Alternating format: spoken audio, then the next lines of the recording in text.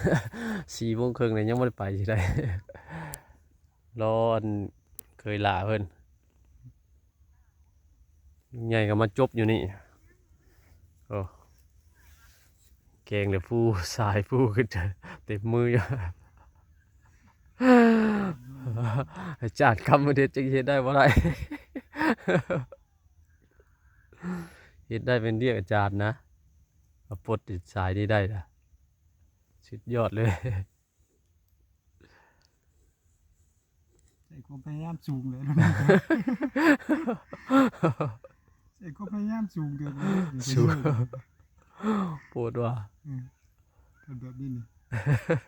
เต็มมือปานนี้ติเสียเวลายอดเกือบชั่วโมงจะขี้เร็วแล้วนี่พอดีนั่งรอเคยลาเลยเป็นได้4 เซตหาเลย แบบโอ้ยเห็นไหม ตายเอาเนาะเทวินก็ต่ำลงไป กำอยู่นี่ว่าเนาะเพิ่นโดนได้เก่งหมู่โดนบ่ได้เก่งเนาะ มานั่งท่าเพิ่น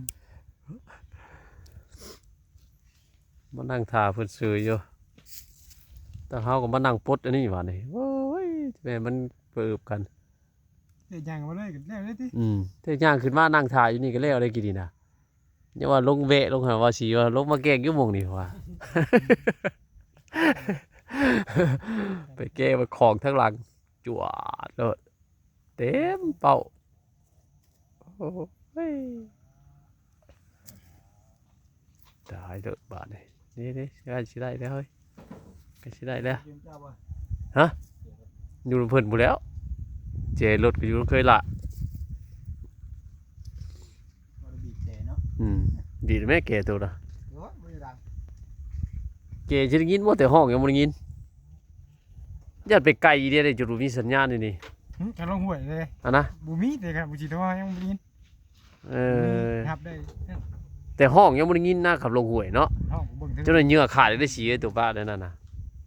เนี่ยมันฮ้อนโอ้ยพอดีนั่งปลดนี่ถ่าเพิ่นปลดแล้วจะเมื่อเลยได้นี่ เบิ่ เบิ่ ง ง ลงไปน้ำกะไม่ต้องเอาลงดิจะไปน้ำสองคดแล้ว